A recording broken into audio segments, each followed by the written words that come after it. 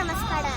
ಇವತ್ತು ನಾವು ನಂದಿ ಹಿಲ್ಸ್ ಹತ್ರ ಇರುವ ಭೋಗನಂದೀಶ್ವರ ದೇವಸ್ಥಾನಕ್ಕೆ ಬಂದಿದ್ದೀವಿ.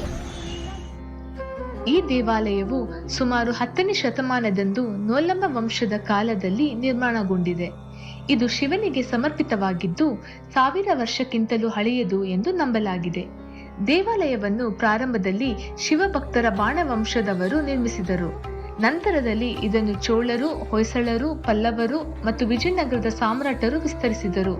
ಆದ್ದರಿಂದ ಈ ದೇವಾಲಯವು ಹಲವು ಶೈಲಿಗಳ ಸಂಯೋಜಿತ ವಾಸ್ತುಶಿಲ್ಪವನ್ನು ಹೊಂದಿದೆ.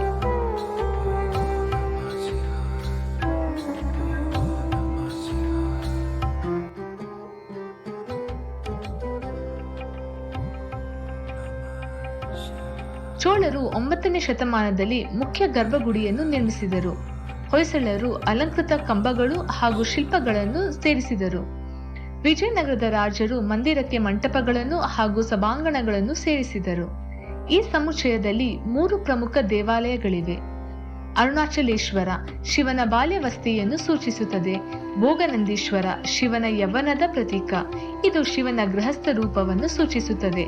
ಯೋಗನಂದೀಶ್ವರ ನಂದಿ ಬೆಟ್ಟದ ಮೇಲಿರುವುದು, ಶಿವನ ತಪಸ್ವಿ ರೂಪವನ್ನು ಪ್ರತಿನಿಧಿಸುತ್ತದೆ.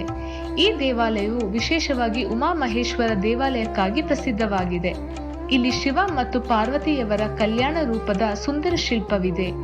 ದೇವಾಲಯದ ಕಲ್ಯಾಣ ಮಂಟಪದಲ್ಲಿ ಶಿವ ಪಾರ್ವತಿಯ ದೈವಿಕ ವಿವಾಹವನ್ನು ಪ್ರತೀಕವಾಗಿ ತೋರಿಸಲಾಗುತ್ತದೆ. ಈ ಕಾರಣದಿಂದ ಹೊಸದಾಗಿ ವಿವಾಹವಾದ ದಂಪತಿಗಳು ಇಲ್ಲಿಗೆ ಬಂದು ಶುಭ ಆಶೀರ್ವಾದ ಪಡೆಯುತ್ತಾರೆ.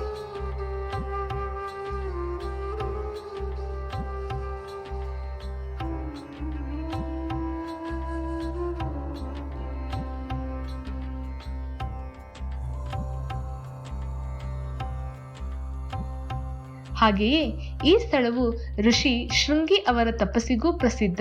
ಅವರ ಭಕ್ತಿ ಹಾಗೂ ತಪಸ್ಸಿನಿಂದಲೇ ಈ ಪ್ರದೇಶವು ದೈವಿಕ ಶಕ್ತಿಯಿಂದ ಕೂಡಿದೆ ಎಂದು ನಂಬಲಾಗುತ್ತದೆ. ದೇವಾಲಯದ ಒಳಗೆ ಪುಷ್ಕರಣಿ ಅಥವಾ ಶೃಂಗಿ ತೀರ್ಥವೆಂಬ ಕೊಳವಿದೆ.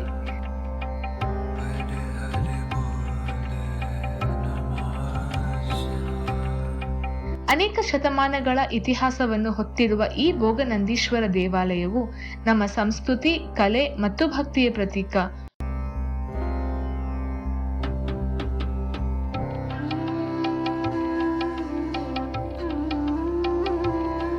ಮುಂದಿನ ಬಾರಿ ನೀವು ನಂದಿ ಬೆಟ್ಟಕ್ಕೆ ಬಂದರೆ ಈ ದೇವಾಲಯಕ್ಕೆ ಖಂಡಿತ ಭೇಟಿ ನೀಡಿ. ಧನ್ಯವಾದಗಳು. Thank you for watching. Like, share and subscribe for more videos.